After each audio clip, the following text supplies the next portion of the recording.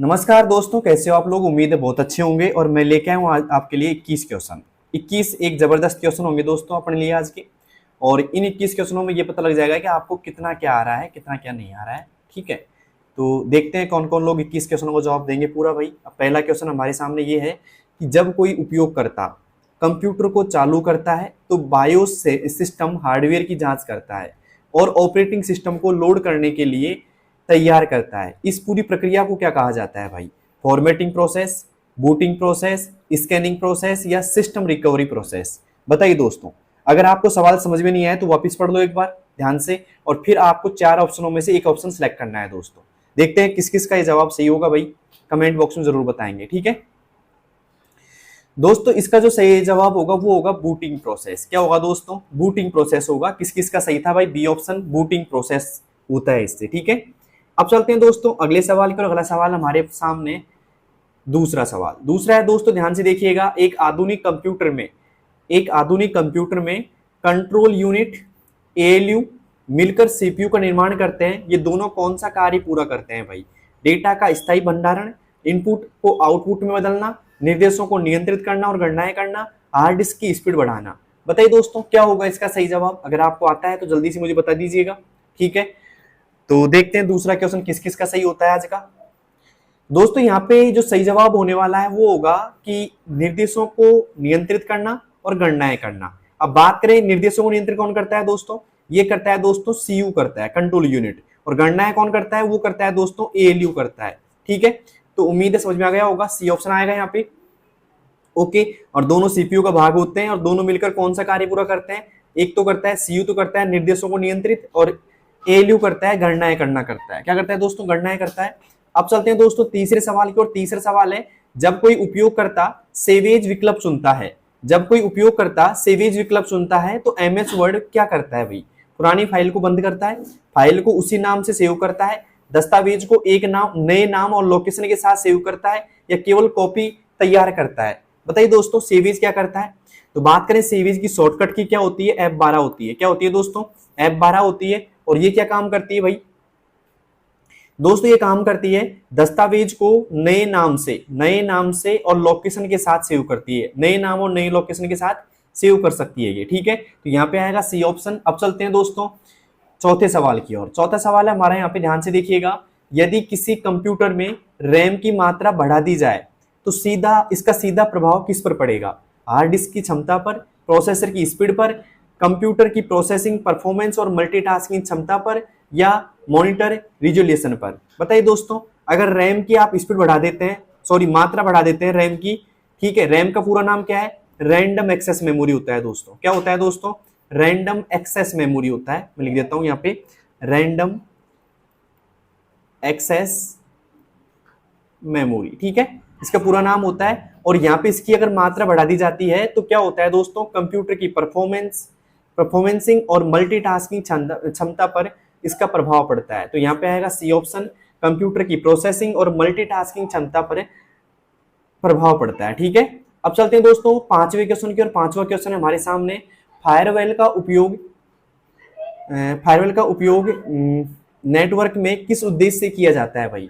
Network की speed बढ़ाने के लिए, अवांछित यूजर्स और डेटा एक्सेस को रोकने के लिए, नेटवर्क को फॉर्मेट करने के लिए, या वायरलेस सिग्नल को बढ़ाने के लिए? बताइए दोस्तों क्या होगा इसका सही जवाब? अगर आपको आता है तो आप मुझे कमेंट बॉक्स में बता सकते हैं। तो फायरवॉल का जो उपयोग होता है ना दोस्तों, वो होता है एक तरीके से अवांछित यूजर और डेटा एक्सेस को रोकने के लिए। अवांछित यूजर्स और डेटा एक्सेस को रोकने के लिए इसका उपयोग होता है। किस किस का सही है भाई? ठीक है, उम्मीद है समझ में आ गया होगा। ये क्वेश्चन इंपॉर्टेंट बन सकता है आपकी बार। ओके, अब चलते हैं दोस्तों छठे क्वेश्चन की ओर। पहले मुझे बताइए 5 में से 5 किसके सही हो चुके हैं इस क्लास की में? ठीक है, इस क्लास में दोस्तों 5/5 किसके सही हो चुके हैं? जल्दी से मुझे बताइए। अब चलते हैं दोस्तों छठे सवाल की। और छठा सवाल हमारे यहाँ पे, कंप्यूटर की प्राइमरी मेमोरी और सेकेंडरी मेमोरी में मुख्य अंतर क्या है? कंप्यूटर की प्राइमरी मेमोरी और सेकेंडरी मेमोरी में मुख्य अंतर क्या है?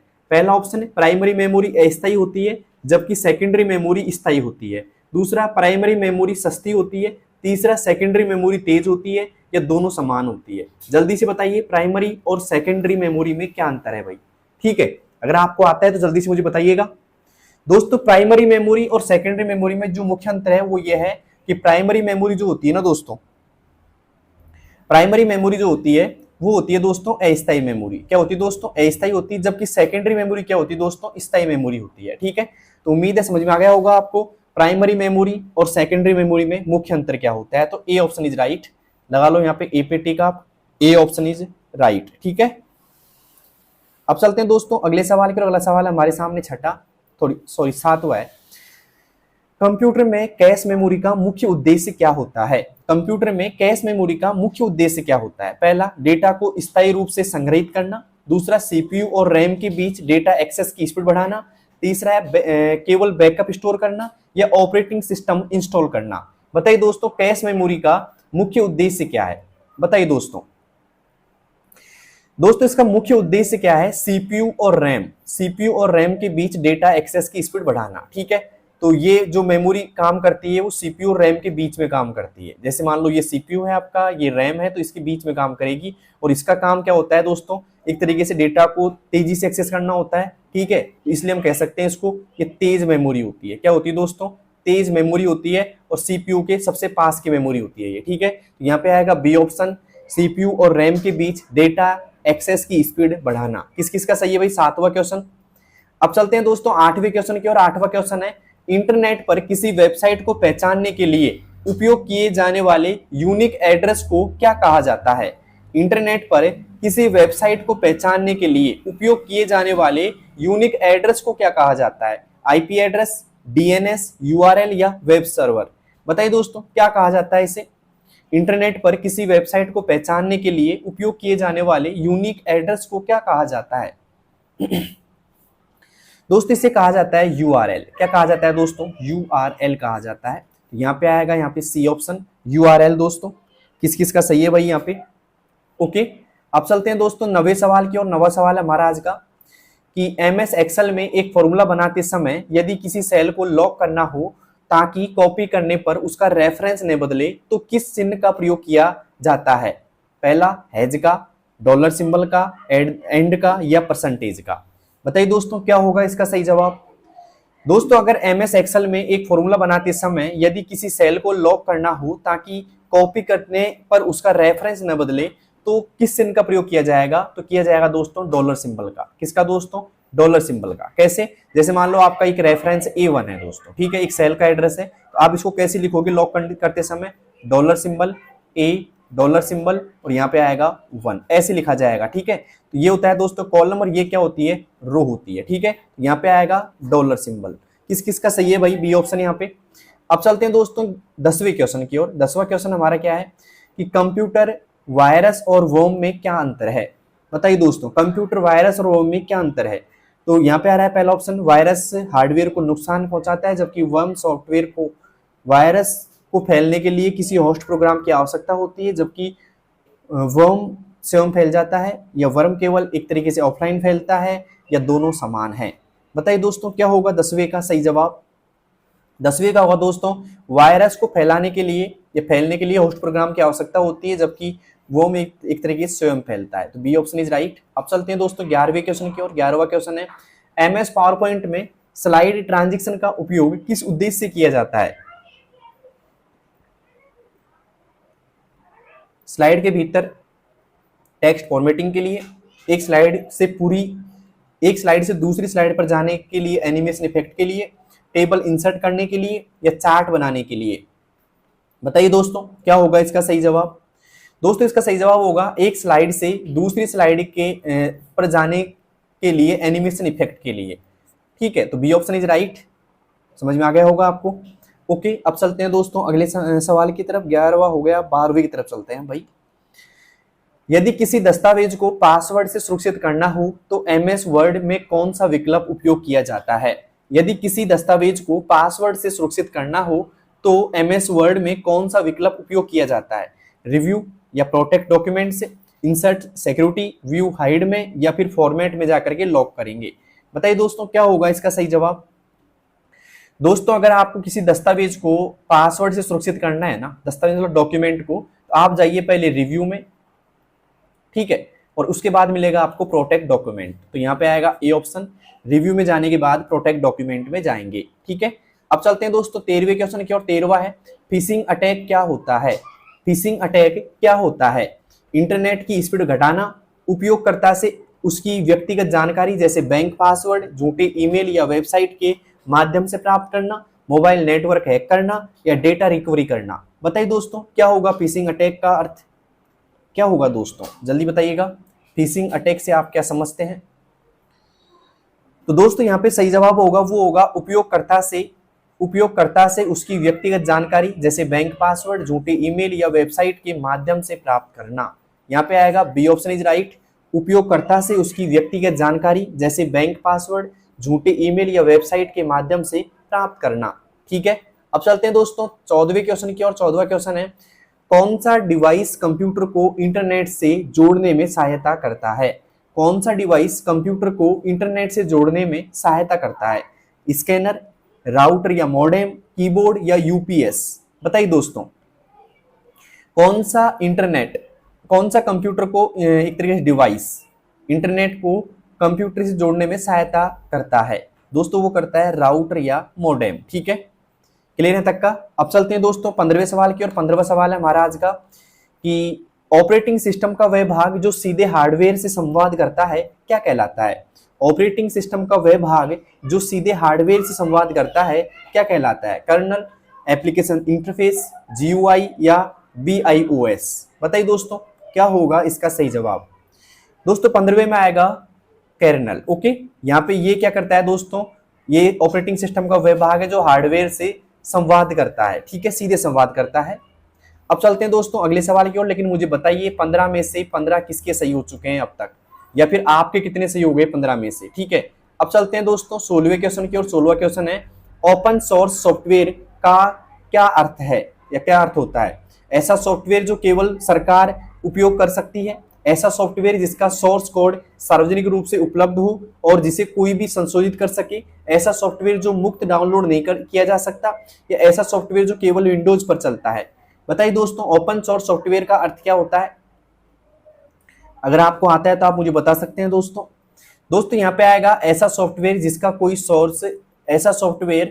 जिसका सोर्स कोड सार्वजनिक रूप से उपलब्ध हो, जिसे कोई भी संशोधित कर सके। ठीक है, यहाँ पे आएगा बी ऑप्शन इज राइट। किस का सही है भाई? बी।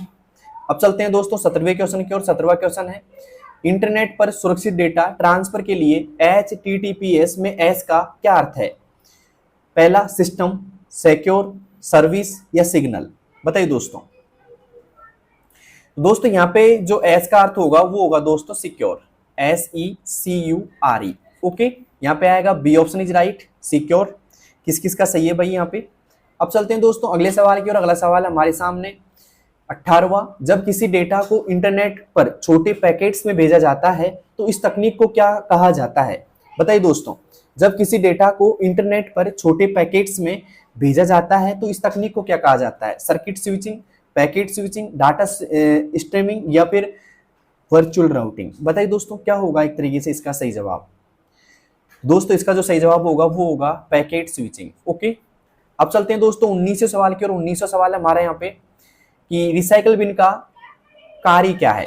स्थायी रूप से फाइलें डिलीट करना, अस्थायी रूप से डिलीट की गई फाइलों को स्टोर करना ताकि उन्हें रिस्टोर किया जा सके, फाइलों को इनक्रिप्ट करना या फाइलों को नेटवर्क पर भेजना। बताइए दोस्तों क्या होगा इसका सही जवाब। दोस्तों इसका सही जवाब होगा अस्थायी रूप से डिलीट की गई फाइलों को स्टोर करना ताकि उन्हें रिस्टोर किया जा सके। ठीक है, यहाँ पे आएगा बी ऑप्शन। किस का सही है भाई? B option. अब चलते हैं दोस्तों 20वें सवाल की ओर।